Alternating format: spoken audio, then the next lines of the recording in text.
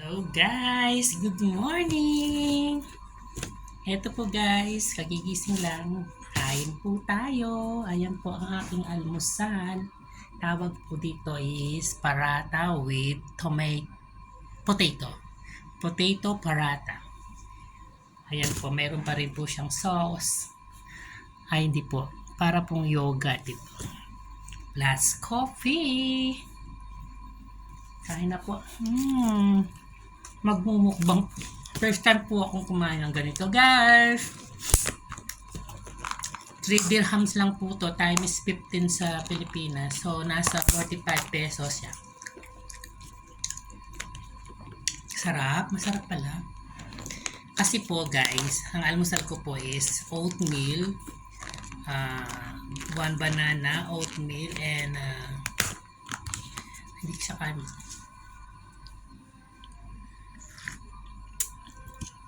Sarap ng yogurt. Ayan po guys. 1 oatmeal, banana, and boiling egg. Everyday. Tinamad po ako.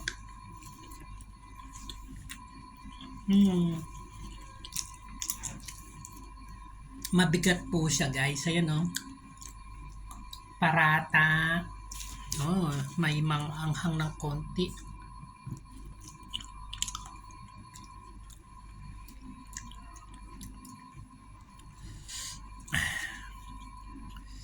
Ay, maanghang siya.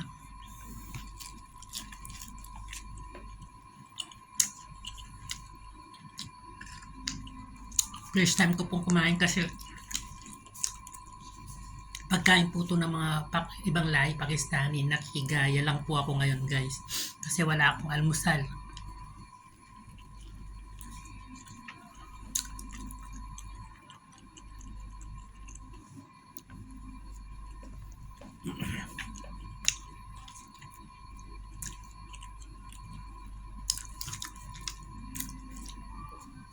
Masarap siya kasi mainit.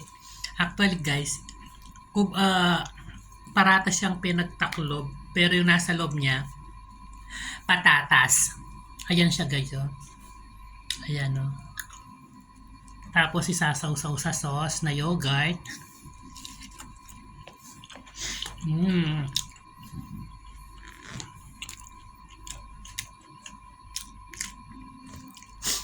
Sarap ng almusal ko.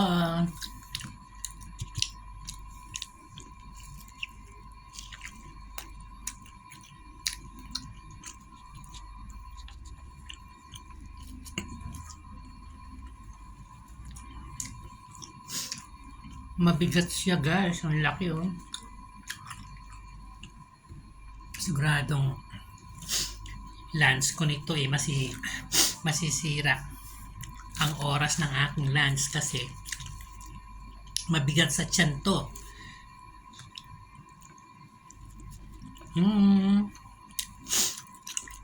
Sarap.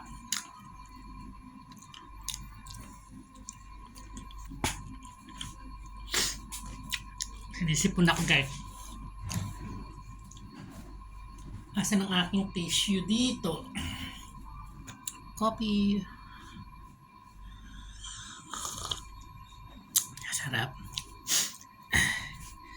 Mabigat siya guys. Ayan.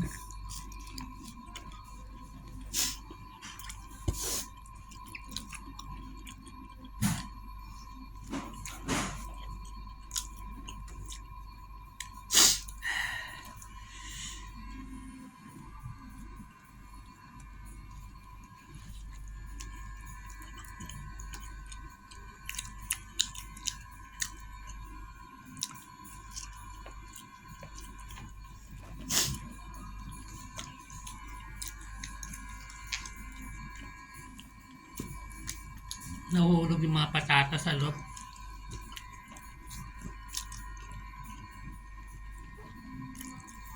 Nakalahati ko na po siya guys. Ayan po, laki pa.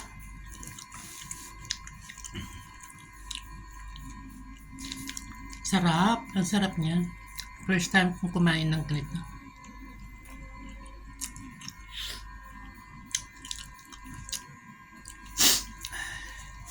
Ayan guys, ang sarap.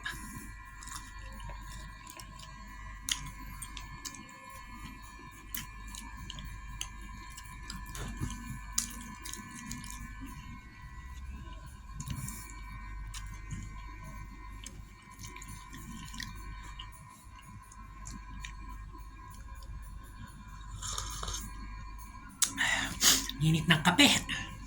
Dito po kasi sa abroad guys, napakahirap ng buhay.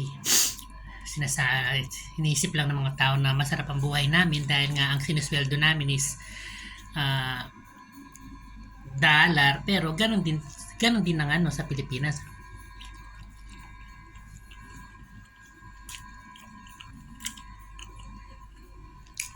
Mahirap mag-isa guys. Tiyempo-tiyempo lang yung pag-abroad. Minsan suswertiin, minsan hindi suswertiin. Marami akong nakikita ditong mga kababayan natin na walang trabaho. Stay-standby lang, ayaw umuwi ng Pilipinas kasi natatakot sila na mahuli ng pulis kasi overstay. So nag-aantay na lang sila ng amnesty. Kung may amnesty, yung mga gustong sumuko, papatawarin sila ng batas ng gobyerno dito. Pero yung mga nagtatago, makukulong yung mga yon kapag naulit, tapos magbabayad pa sila ng penalty. Hindi ko lang po alam kung magkano ang penalty. Kaya kayong may pamilya sa Pilipinas, huwag nyo pong abusuin yung mga pamilya nyong nasa abroad. Turuan nyo po siya mag-inpok ng pera, hindi yung gasta ng gasta, kasi dito po mahirap po ang buhay. Di namin po alam ang oras namin kung hanggang kailan kami dito, kung palalayasin kami ng boss namin or magsasarang kumpanya.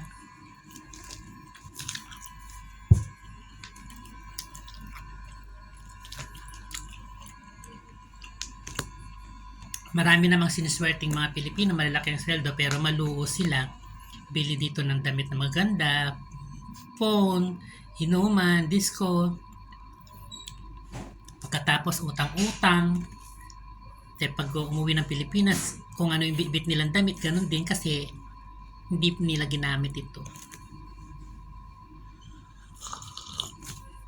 Guys, dito sa abroad, kahit maliit lang ang sweldo mo, kung alam mo siyang awakan, kung alam mong i-divide ang pera, makakahipon ka. Pero kung waldas ka ng waldas, kahit anong gawin mo, hindi ka makakapag-ipon. Maraming Pilipino ditong nakakahawa.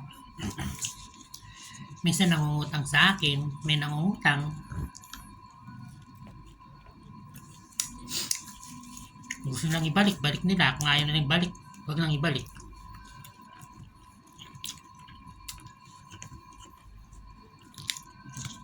Marami rin din akong natutulungan ng Pilipino noon. Ngayon, nag-iba sila ng lugar.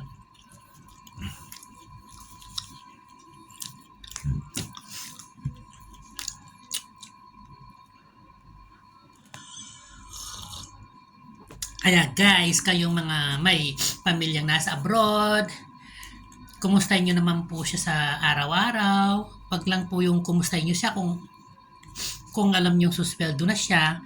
Tapos, kasabay ng kumustahin nyo, manghihiram kayo ng pera, maghingi kayo ng tulong sa kanya. Hindi po maganda yon guys. Hindi po maganda. Dahil doon po kami nabubwisit sa mga pamilya namin.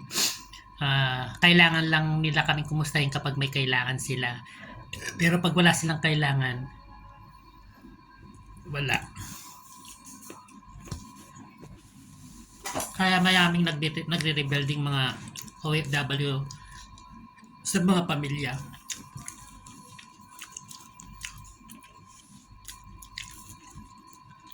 Kung alam nyo lang guys, yung kumusta nyo ay napakalaga na sa amin. Napakasaya sa puso namin.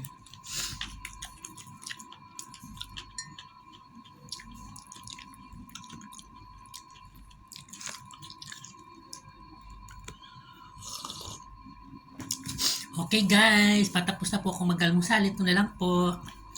Kung merong ganito sa Pilipinas, bili po kayo parata with potato. Try nyo po, ang sarap. Hanggang sa muli. Nood po kayo ng video ko, subscribe and like. Bye! Ingat po kayo sa Pilipinas. Ingat po sa araw-araw sa pagbibiyahe.